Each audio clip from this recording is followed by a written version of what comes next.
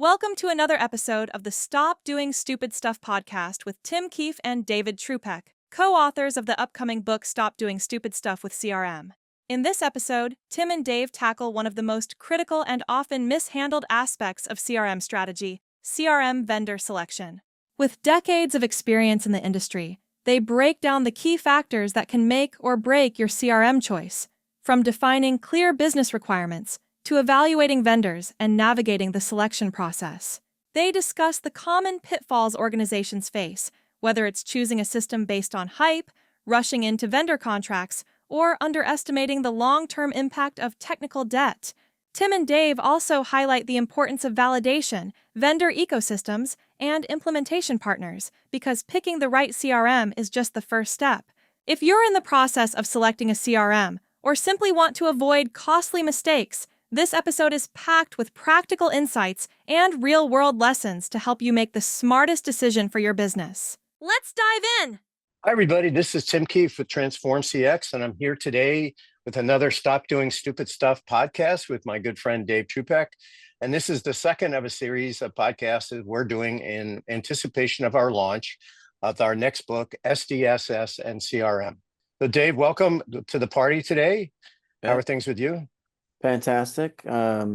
Really excited about our book coming out. I know we're doing some final edits and things of that nature, but it's near and dear to my heart, and I'm really excited about talking about another topic in our book. All right. I think today is CRM selecting the product. Right thing. Come on, you're taking all the fun out of it. This all happens in a back room with smoke and cigarette smoke and everybody deciding what's going to happen, right? Isn't that the way it gets done? Yeah, deals are cut in the back room. Yeah, you're right. Exactly. There's a Hamilton song about that. I should have been in the room or something. No, but I think this is a really important one because I think I've seen, just like you, Dave, I've seen kind of every version of this possible, from very deep, very complex, RFPs written by third-party companies. And sometimes in public sector, this can take 3 to 5 years just to go through the RFP process, depending on the level of depth and if there's regulation requirements around number of vendors and other types of things that have to be done. I've also seen the complete opposite, where it's literally a CIO or a CTO or a CEO going, yeah, we're going to do that. And that literally is the end of the conversation. If the question's CRM, then it's this vendor, who's ever the hot vendor. That's where we're going. And people need to realize we've been doing this for decades. So we've been watching this space for a long time. So, who's the hot vendor today may not be the hot vendor in 5 or 6 years from now, or 10. That's true. That unicorn that just got, $300 million in funding may not be everything you think it is. Exactly. Or they may be exactly what you need. So, Dave, when you think about this whole problem, and you and I have been there, we've been in that room. What do you think the most critical piece of the buyer needs to be thinking about? As they walk in and go, okay, we need a CRM or we need a replacement CRM. What should they be thinking about? Well, you got to have what is your business case? You always want to start with that. Like, what am I trying to accomplish? And really, you need to write that up and make sure that people are buying into that. It can't just be, hey, the current one stinks, we don't like it, or we don't really have one, let's go get one. Like, well, you always need to say, why do I need that? And then you really need to pivot off of that with, what are the requirements? What do I need? What am I trying to accomplish? Does it have to be to the nth degree of details? No, but I think you really need to make sure you do a really good job on this. As you mentioned before, in the public sector, the RFP process and the requirements, I've seen some really impressive ones, and they also can be very lengthy and really a lot of work. But again, it's good, every organization, when you're going to think about switching out and buying a new platform, product, what have you, in CRM, then this is critical. You don't want to pick the wrong one. I mean, that's not fun. And so you really do want to have, what is it you want? Because if I'm a vendor and you're coming to me and says, I want to buy a product, and I'm shopping around, well, I want to know what you want. What are you trying to accomplish? What are your goals? So on and so forth. So I think that's the first piece. Instead of, as we've seen, I start to see a list of vendors first before I see requirements. Like, whoa, hold on. What business are you in?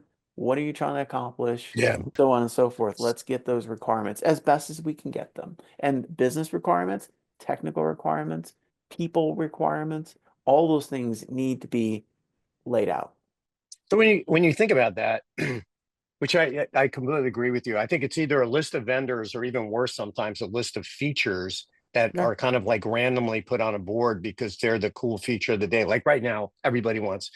So what I was saying is that to your point, you've got to be able to say, what are we trying to do? What does success look like for this? And I think tied to that is always got to be, what do we want to get back, right? What if we're Right. going to spend X number of dollars?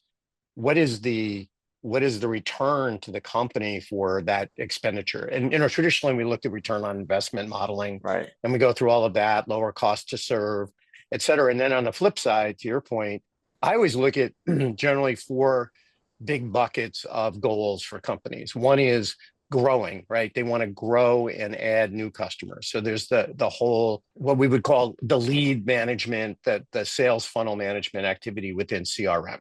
It's Right. pretty important. Then you have other companies that are then maybe more focused on, how do I keep the clients that I have? And so what they want to do is reduce customer churn. They want to reduce the cost of acquisition, et cetera. Right. The third big bucket is often, how do I drive improved profitability for the customers and services that I do, right? So are there things that I could take out that cost me money? Like, I guess a good one was the Klarna announcement just about a year ago, right? That, through using a generative AI, we were able to eliminate 700 people that traditionally were handling tier one contacts with our customers. Oh, that Mhm. sounds great. I've taken 700 headcount out of the mix. What they didn't say in that article is what it cost them to do that. Right. I think they did say it took 9 to 12 months to do the machine learning to get the agents. When I say agents here, I mean artificial intelligence agents in a place where they were accurate enough. Yeah, I It mean, would be, yeah, I agree. I mean, ROI modeling justification for why you're doing this is very important.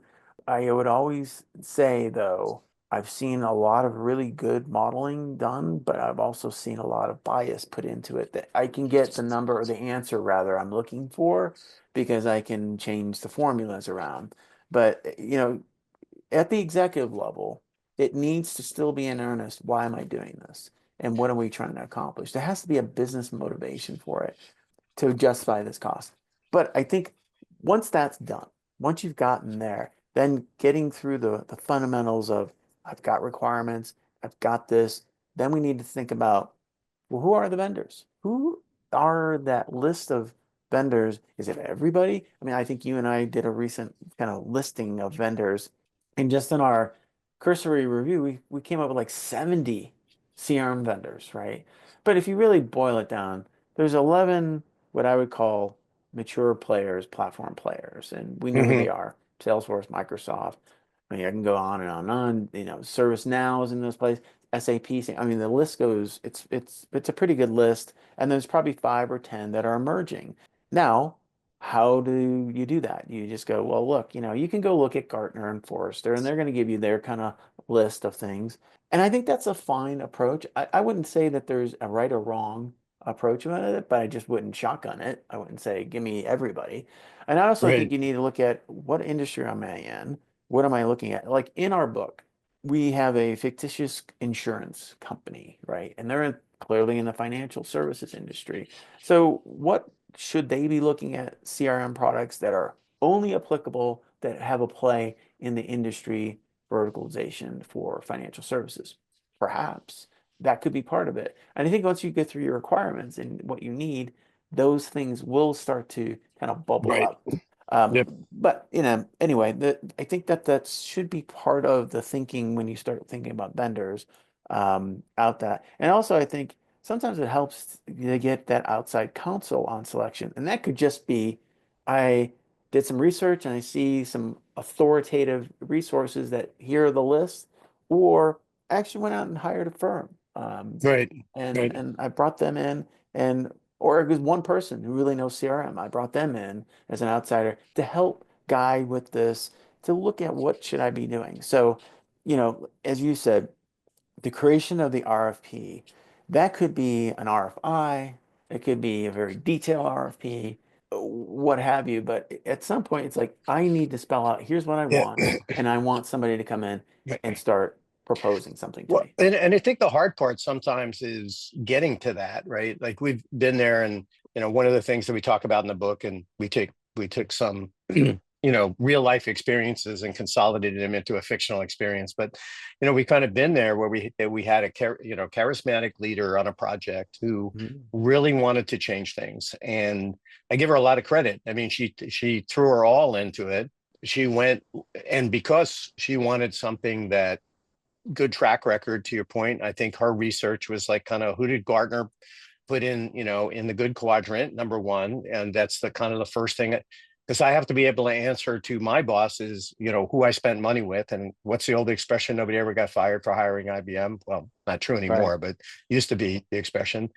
At the same time, I think the clarity of a measurable success really is important, because it moves it from these kind of generic things of, we want to be better. Okay, we all want to be better, but what would that look like, and how would I know that I was Mhm. making progress? Like, is it improved sales? Okay, that's Right. fairly straightforward thing that I can measure. Customer attrition, not directly straightforward, but it's measurable, right? It's a very quantitative number that I can put in some effort into. Profitability is also very specifically measurable. Now, understanding what goes into all of that, I think, is really important. But I think you're right. So the first step in any of these things is what and why, right? Like, Right. more importantly, why. And Mhm. it can't be just because, say, the CEO read an article on the airplane the other day said we should have CRM. It I has mean, happened. I've seen it. Right. I mean, a sure. small medium business could pivot like that. Larger enterprises, a little bit more gates, but we've seen it done. Yeah. Even Well, maybe and large ones. some companies are glacial in their decision making. Others, particularly when I was in the .com and the high tech, it was ridiculous. People were throwing purchase orders around like they were graffiti. But Yeah. anyway, so I think the first question is, why do I want a CRM? And to degree, however I can quantify that, not just we want better. But then the next step is, okay, to your point, and you mentioned it, is, okay, now that I've kind of got the what I want to do and what success would look like, who are the players that have some experience in that space? Right. Like, for example, we've been doing a lot of work in automotive recently, and that's a very interesting space because you have one vendor, Cox, at least here in the US, is very much the dominant technology provider, because they put together all kinds of different tools that are essential, like trade-in value, and now they have an e-commerce component of their business. So very good, and they know what they do, and they built it around the business model. The Hmm. challenge, I think, and this is not to pick on Cox, is that underlying business model in the automotive space is changed radically, right? We went from, OEMs sold to dealers, dealers sold to consumers, to now the OEMs want to sell direct, and the role of the dealership is evolving depending on who you talk to, either in a good way or a bad way. So now the business model is changing, which may mean either the tools have to change, or I need to have different types of players involved, which has gotten people like our friends at Salesforce. They have Automotive Cloud, which is Hmm. built on kind of that dealer model, and it's been deployed, fairly successfully by different people. And then you have these kind of what I would call niche CRM providers. We looked at one in the managed services space not too long ago, where they had some really great feature sets that were very specific to a very, very Right. specific business model. Hmm. That, but then you have to look, I think there's the offering, right? Hey, what's on the package? And then there's the next step, which says, okay, now I need to go talk to some other people who bought this product and say, how did it go? Correct. And Right. and I think that's Validation is a very yeah. important thing, because you may, in the case, it doesn't matter who the player is. It's like, if I'm in my situation, what kind of success am I looking at? What kind of track record, and what to those pitfalls with anybody? And if it's a smaller vendor that's very niche, as you say, in this industry, what does that success look like, and how have they been successful? I mean, really try to dig in and try to get as best as you can with another customer potentially that's done this before. And I think that just helps with your validation of who you're picking in your criteria for selection. I think that Right. is partially Right. put into that. And I think there's other considerations though when you're looking at a vendor that you're going to pick, and I think we should talk about that for a little bit here. I think the first thing is, and everybody goes to this one, is total cost of ownership, the price. How much is this really going to cost me? What's it going to cost me to operate this thing long term, or over the next 3 years or 5 years? So those impacts are very important because there's trade-offs and there's value propositions around that, leading to things such as, well, I'm in a niche industry, like I'm in banking. And Right. if I go out and I buy the more generic version of a product, then, what kind of features and functions versus all the customizations, in other words, technical debt, am I going to need to incur to hit those requirements that I have? Yep. That Yep. has to be a very, very important piece of it. And I think also, what technology barriers am I going to face? I may have a niche vendor that's like, wow, I really like all the things that they have to offer, but I'm going to have a hard time with integration. I'm going to have a hard time with some of those pieces. Not that I can't get there, but it's going to be a longer road, which then leads to, well, what's their partner model look like? Their ecosystem? How many products are out there? Because I will say this, and I think we know this for certain, that no CRM has it all. I mean, the days of generically like, hey, I'm just managing a sales pipeline, which you may do, and if that's all your requirements are, this should be fairly straightforward. But as we know, we get into more and more complex industries, and the demands are higher, more requirements. What else can I get from a partner outside of what the core CRM does? And then I think there's two more points. What does it look like to get support for this product and implementation supply? How many Yeah. partners do they have? Who's available to me? Is it going to be hard for me to train up a bunch of people? Or can I even go with the no admin, no people that have to run this thing? I don't know. I mean, there's a lot of But things to look at. those are huge questions, and we've seen, where people go, oh, okay, I'm going to go with XYZ product, but now I have to hire two admins because I can't just have one, right? Because in case Mhm. people, so now I've got two full-time admins, blah, blah, blah, blah, blah, blah. And then the other thing, and I think this is really important, particularly when you get into implementation, is a lot of these technology companies will give you all kinds of support on their product. What they don't do often, and they're not positioned to do it, is they can't come in and tell you how to leverage the product in your business because they don't have the depth of expertise in your vertical in many cases. Some may, but I'm just saying that you're going to get, what I've seen so often is people, companies, vendors will show up, and I've got all kinds of coders. We can do business requirements. We can do all of this. We got, PMP, project managers. But wait a second, who's developing the business requirements? Who's looking at what we would say from our business and Transform CX? You got to look at not just technology, but you got to look at what's the data available. What Right. is, and how clean is it? And do you have a data dictionary and all of this kind of stuff? Do you have the depth of data to support machine learning for the level of whatever is required if you're doing Gen AI? Do you have processes that are repeatable, measurable, documented, that deliver on the outcomes? And do you have the people, like, how are people going to adopt to this new tool? How are they going to get trained? Do they need training? Or is this going to be so intuitive that nobody needs training? They could just jump on it and use it, which I've never seen, but there's Yeah. always that miracle could occur. So I think, you have to look at where am I finding not just a technology vendor, but where do I find a partner who's going to come with me, help me design this instance of the application, help me implement it? Because guess what? Most companies don't have people sitting around waiting to get assigned work. So, am I going to have the resources to actually effectively implement this product? That means training cycles, beta cycles, test cycles, all of that stuff, training sessions that have to happen, or communication sessions that need to happen. And then where are they going to be after implementation? Are they going to still be around? Are they going to help me with, as we move from MVP into, as we get into sprints, how are those changes going to be managed? And are they technical changes, to your point? Like, what are the technical debt that comes with the application? Or are they business changes? Because that happens all the time too. We get new products, new services, new link, a new channel. Oh, we're going to sell in WhatsApp now. So everybody's student body left into WhatsApp messaging or in-app messaging or blah blah blah, whatever we want to do. Or we got to improve our security and implement multi-factor authentication on every transaction. These are all things that are happening in real time right now, and you don't have a choice. You're having to move to these new tools very, very quickly, and who's available to do it.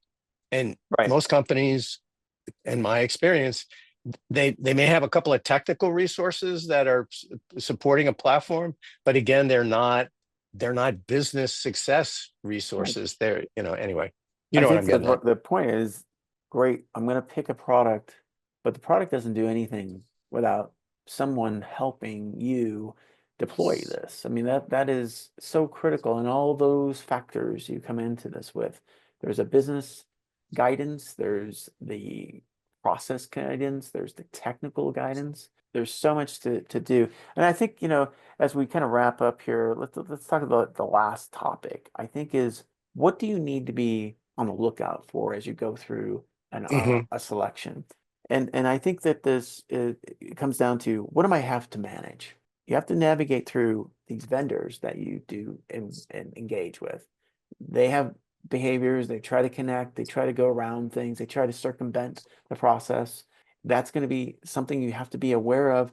But I'd also counsel anybody to not become to where it's like, we know they're doing that, but you just need to keep guiding them back that says, here's the process we want to adhere to. You also think about bias. Everyone's got a bias. Hey, I know of this product. Oh, I know of these, this product is better, this vendor's better, I've had this experience. That's kind of called out in our book as well. So you need to think about that. Stakeholder expectations. What are they expecting? Like, when they go through this, are they going to understand what because we've seen enough in demos where I've seen end user business leaders going, I don't really understand what this product does. I don't really understand it because it doesn't equate to their business. So some of this might also have to think about is, how are you educating the people that are a part of the team? In our book, we call it the Tiger team. That's part of the selection. So are you educating them? Are they understanding what they're getting into? Or are they just looking at a product and go, well, those screens look nice. Oh, I like that user interface, things of that nature. And I guess the last bucket is, who's influencing this decision? Is it an outsider? Is it a consultant? Is it the vendor themselves? How is that going from that perspective? Right. So a lot of different factors, but those are some of the things I think you need to think about. Yeah, and I think it's weird, but this is a lot of X factor stuff. I would say what you're talking about here at the end. I mean, we joke it's easier to get unmarried than it is to get out of a contract with the vendor, right? Especially a multi-year contract, something like this. So these are really important decisions, not to be done, on the basis of one expensive dinner. I would strongly recommend not doing that. Right. But what I would recommend is doing your homework, as you pointed out, on the product and on the ecosystem and on the resources available. Because when stuff goes wrong, which it will, what are they going to do? And I remember years and years ago, I had to make a decision about telecommunication providers in San Francisco. And I kind of went the safe route. I went with the local Bell carrier, and everybody was like, oh, well, you used to work there. And I said, Mo, I'll tell you why. The day after we made the selection, we had a flooding in one of the vaults in the building. And there were 14 Pac Bell vehicles outside the building at 3:00 in the morning doing repairs. That's why I selected them. Where if I'd gone with brand X, they had one engineer who lived an hour and a half away. So, I mean, sometimes, and it's not like you always have to think about the worst case scenario, but it's not a bad idea every once in a while to say, what if? So what if this went sideways, right? What if we had a major data breach? What if we, we lost our entire online catalog for some reason. You know, is my vendor and the partner I brought in to implement with the vendor, is my staff prepared to respond to that? And if not, that should be, I mean, I'm not saying you should base all of your decision making on the worst case scenario, but maybe it's because my own training in life, you always do think about, like, when, like, you're on a ship, which I used to be on a ship, when there's a fire, there's no fire department, like, you know, so you don't get to call somebody else to help you. So you got to be thinking about, what would we do to contain this? And in some cases, the containment is get everybody to the lifeboat. So I think as we wrap up, I think one thing to think about is, for anybody, is at the end of the day, you, company, organization, you own this process. You own the correct. outcome. You may have a lot of help along the way, but you really don't want to just delegate the whole notion that, well, it was successful who we picked because I picked the right, outside counsel, or I picked the right person. The whole collective, we have to be involved in it. Yep. It takes a Yep. team within the company, within your partners, that when you go and pick a product and you commit to it, you do that. You commit to that, Yep. and you commit to that responsibility and that accountability. And it sounds like, Tim, quite honestly, a CRM selection versus an ERP selection versus a telecom selection, at the end, it's very similar. All of these things apply. I don't see them being radically that different. No. Nope. But if someone were to ask me how to do a CRM selection, this is my experience, and this is my recommendations and the things we've talked about. And Yep. and I think as people look at our book coming out, on Stop Doing Stupid Stuff, CRM, I think they will find the story engaging and humorous to some extent, but there's a lot of lessons to be learned from it. So Yep. We like to think that there's more than a few decades of experience in the book. I think if you choose to listen, or read through it, or listen to the Audible version when it comes out, I think there's something there for you. Hopefully today was valuable to you. If you took away even one or two things from our discussion about how to select the CRM vendor to get you to a better implementation in the future, then this was worth our time, and hopefully worth your time. So thank you very much for joining Dave and I. We're very, very excited to be announcing our book coming out, and we're very excited to have you attend and join us. Thank you for the time today.